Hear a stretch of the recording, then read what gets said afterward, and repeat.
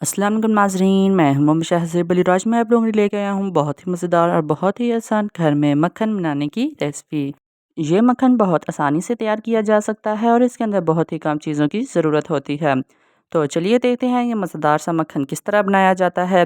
इसको बनाने के लिए किन चीज़ों की ज़रूरत है और इसको बनाने के क्या स्टेप्स हैं।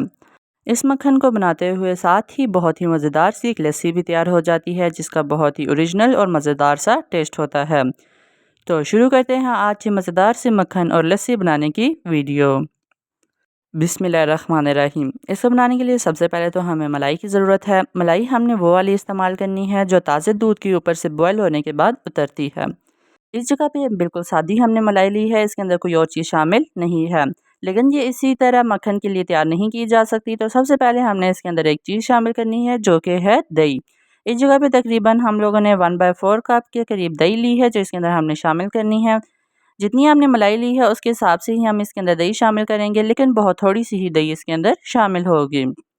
अब हमने इसे अच्छे तरीके से मिक्स कर लेना है ताकि ये दोनों जो मलाई और दही हैं आपस में मिक्स हो जाएं।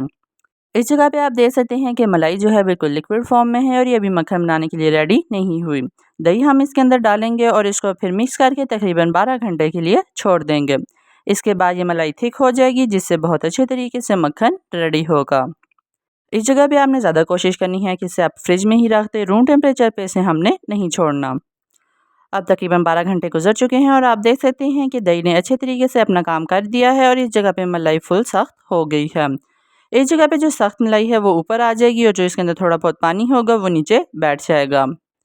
अब आपको दिखा भी देते हैं, साथ ही देख सकते हैं कि कितने अच्छे तरीके से ये मलाई फुल सख्त हो गई है।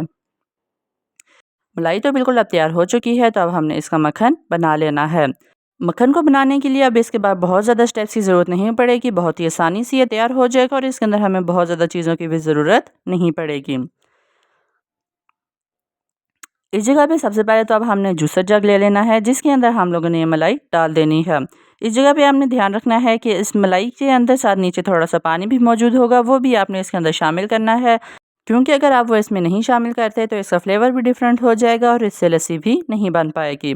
अब बहुत ज़्यादा इसके अंदर नहीं शामिल करना, जितना जूसर जग है उससे हाफ़ शामिल करना है और फिर तकरीबन हाफ़ कप के करीब हमने इसके अंदर पानी डाल देना है। इस जगह पे अब हमने ऊपर से जूसर जग का ढक्कन बंद कर देना है और मशीन को ऑन कर देना है। इस जगह पे हमने इस बात का ध्यान रखना है कि मशीन की जो सबसे लो स्पीड है उस पे इसे चलाना है और कम से कम 10 से 15 मिनट के लिए एक दफ़ा हमने इसे चला देना है, क्योंकि मक्खन बिल्कुल स्लो स्पीड पे तैयार किया जाता है और काफ़ी टाइम इसको लग जाता है। अब हमने साथ जूसर के चलते हुए इसके अंदर थोड़ा थोड़ा पानी शामिल करना है, बहुत ज़्यादा नहीं शामिल करना, आधे कप के करीब ही इसके अंदर और पानी शामिल होगा। अब इस जगह पे तकरीबन हमने टोटल इसे 5 से 10 मिनट के लिए फुल ग्राइंड कर लेना है। तो नाज़रीन, इस जगह पे तकरीबन 10 मिनट गुजर चुके हैं और आप देख सकते हैं कि मक्खन सारा इसके ऊपर आ गया है। ये देखने में ही बहुत थिक नज़र आ रहा है और अच्छे से रेडी हो चुका है। मक्खन के साथ आप देख सकते हैं कि नीचे लस्सी फुल अलहदा हो चुकी है और मक्खन जितना भी है वो सारा ऊपर आ गया है। इस जगह पे अब हमने इन दोनों चीज़ों को अलहदा कर लेना है। इन दोनों को अलहदा करने के लिए सबसे पहले तो हमने एक नेट लेनी है, जिसको हमने एक बाउल पे रख देना है। इसकी मदद से मक्खन और लस्सी दोनों अलहदा हो जाएंगी। अब आप देख सकते हैं कि जूसर के अंदर जितना भी मटेरियल था वो सारा हमने निकाल लिया है। थिक मटेरियल नेट के ऊपर ही रुक गया है और लस्सी जो थी वो नीचे चली गई है। अब जैसे ही हम इस नेट को ऊपर उठाएंगे तो मक्खन और लस्सी अलग-अलग हो जाएंगी। इसी के साथ आप देख सकते हैं कि ये मक्खन भी रेडी हो चुका है और लस्सी भी बन गई है, लेकिन ये दोनों अभी फुल कंप्लीट नहीं हुई, इसके अंदर कुछ और स्टेप्स बाकी हैं।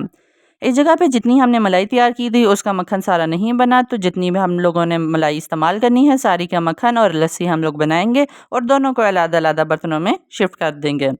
इस जगह पे आप देख सकते हैं कि ये लस्सी भी तैयार हो चुकी है, तो अब हमने इसे बाउल से निकालना है और एक जग में या किसी और बर्तन में हमने शिफ्ट कर देना है।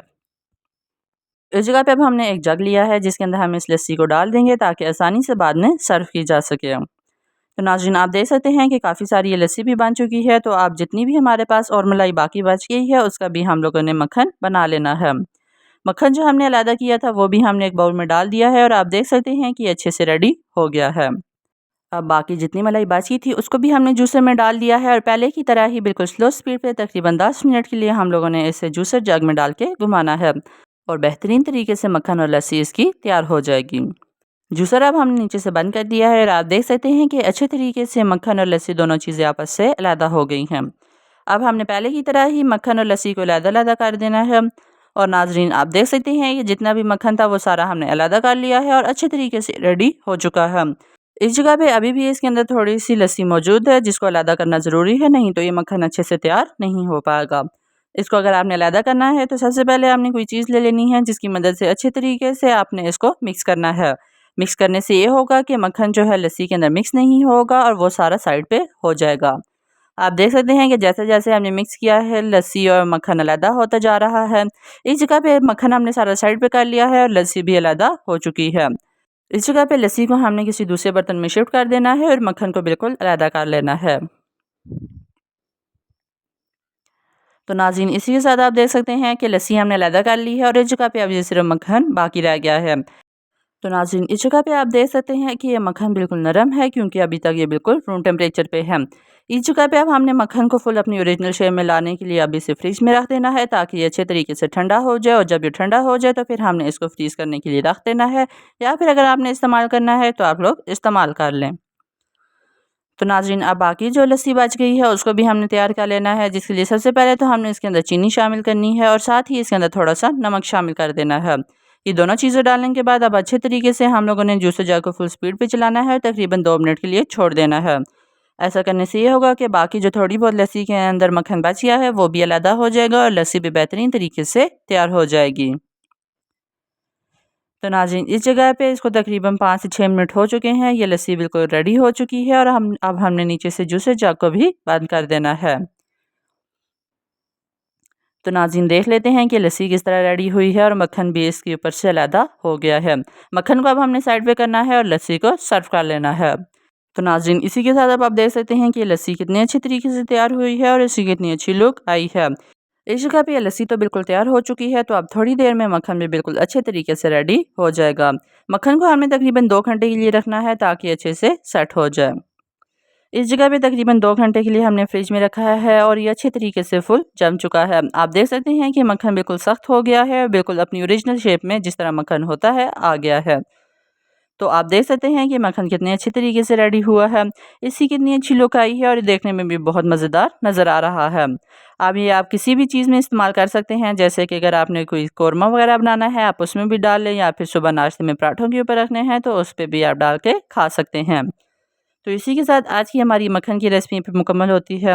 उम्मीद करता हूँ कि आपको पसंद आए। अगर आपको पसंद आए तो आप इसको लाइक, शेयर और सब्सक्राइब करें और नीचे कमेंट बॉक्स में बताएं कि रेसिपी आप लोगों को किस तरह की लगी। और अगर अभी तक आपने हमारे चैनल को सब्सक्राइब नहीं किया तो इसे सब्सक्राइब भी कर लें और साथ बेल आइकन के बटन को भी दबा दें ताकि आपको हमारी हर नए आने वाली वीडियो की नोटिफिकेशन टाइम पर मिलती रहे। तो मिलते हैं आपसे अगली एक मज़ेदार और डिफरेंट सी रेसिपी में। तब तक के लिए अल्लाह हाफिज़।